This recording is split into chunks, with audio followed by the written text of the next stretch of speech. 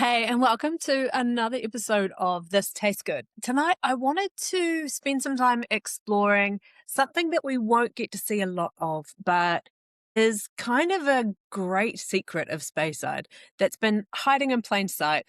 It's stunning whitewashed buildings, the green copper visible from the road. It's just that up until very recently, no one's ever been allowed inside. So it was built by Sir Albert Richardson, and we are, of course, talking about Tormore. Now, Tormore have just released their core range, but on the way to getting there, we went through some really exciting moments, one of which was the opportunity to taste a range of these from their selection of Blueprint and Legacy casks that they released to the public, sort of as a peek behind the curtain and a chance for people to get to know some of what the new owners, Elixir Distillers, have got to play with and work with as they blend and create some beautiful single malts, as well as creating their own spirit moving forward. So, known for a fruit forward, light kind of spirit, ripe pear, peach, touch of walnut skin. It was always a really important blending component for Valentine's, Chivas. But Elixir Distillers took it off Pernod Ricard's hands in 2022.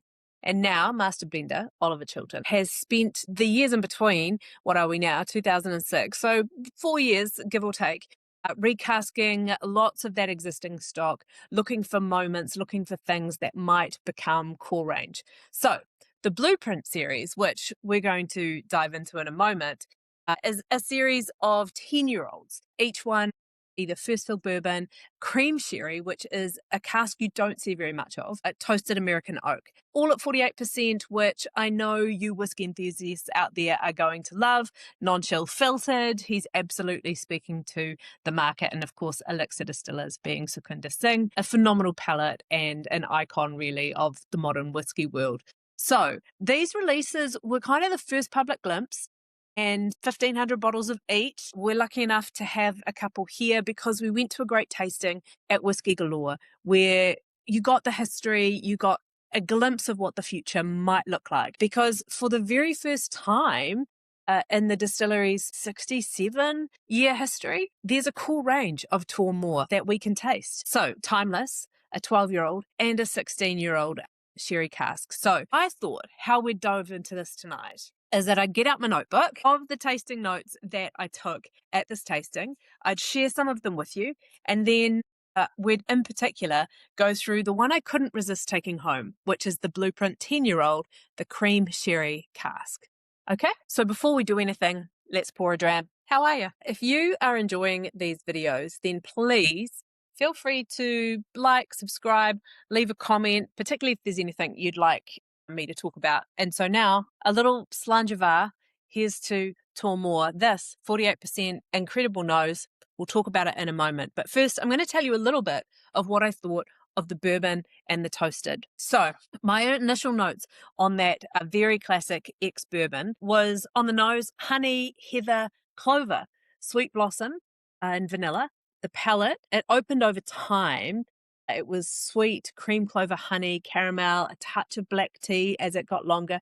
The finish was really medium long for me, a touch of heat in that 48%, which I think works well. It's really good. And then I described this as fresh and spring-like, opening blossom with honey toast, lemon cake, honey cakes, then toasted oats and a touch of warming pepper and dry vanilla. Sounds pretty delicious, does it not? Yes, indeed. The ex-toasted barrel was the next one that we went into, and I'll scooch through these. Some similar themes start to appear, which I'm sure you'll notice as well. On the nose, it was vanilla, but rich, salted caramel, baked apple and pear, dry baking spice, toasted sourdough, cream clover, honey made an appearance again, a touch of lemon zest and a touch of pith. Then it became lemon curd, creamy, a touch of wax.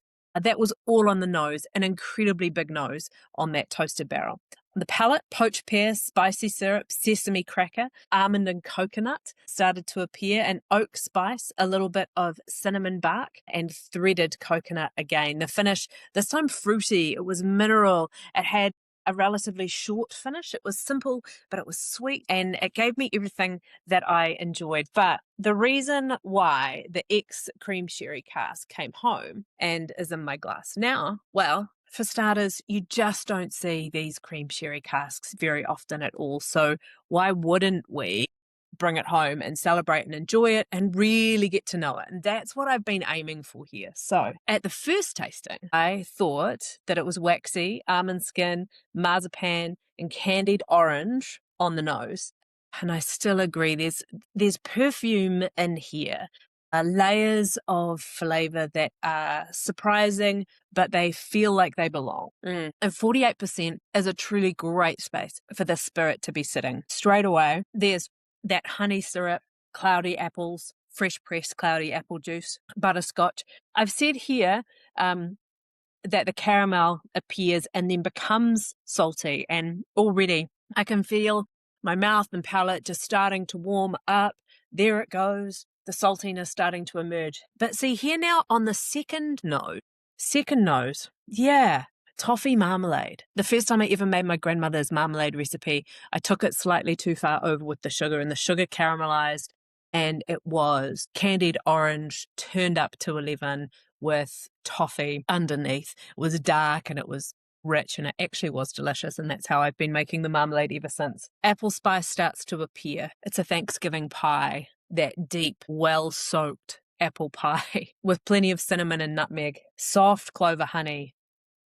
There's creme fraiche and there's butter on the nose now. As it begins to open, it really starts to give of itself, and I think that is part of what makes this nose so intriguing. Let's go into the palate again.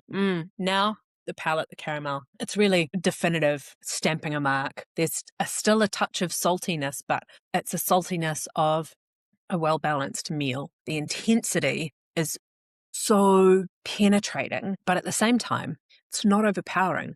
The best way I could describe this is it's an arrow where it's sharp and clean, and it pushes all the way through to your palate. Your whole palate wakes up with these flavors, but it's not overwhelming. Everything is still held in balance. And that's where we get to the finish. This is very mouth-filling, really warming. It's got beautiful velvety texture. I'd almost describe this as, it's a cushiony kind of a whiskey where your palate kind of lands into it. Nothing's too edgy, nothing's too sharp, nothing's too harsh. It just offers something really beautiful. Now that cream sherry cask, it's not a style of sherry that we drink very much. We ought to drink it a lot more. But I do really feel it's given something distinctive to this cask, and I love it for that. Now, we won't see these again. What a privilege it is in the journey of a distillery that's releasing a core range to have the chance to look backwards at the same time as looking forward. And at this tasting, there was a lot of conversation around how really the public reception, it's not just whetting the appetite for what is yet to come in the core release, but it is also giving people a chance to see behind the doors of this distillery, to examine a component in the same way that we might examine Kaila or Cardu and understand the role they play in Johnny Walker. We have in this moment an opportunity to understand some of the componentry that has made Tormore so distinctive, so sought after, and it does become really exciting to think about what comes next. I can't wait to get my hands on that core range. Now, there were also some legacy bottles, and I've got a little signatory vintage sitting around, so we might come back for a comparison tasting, but for now, this is Tormore Blueprint, the ex cream sherry cask, and it tastes good. I'm Tash. It's been great to see you.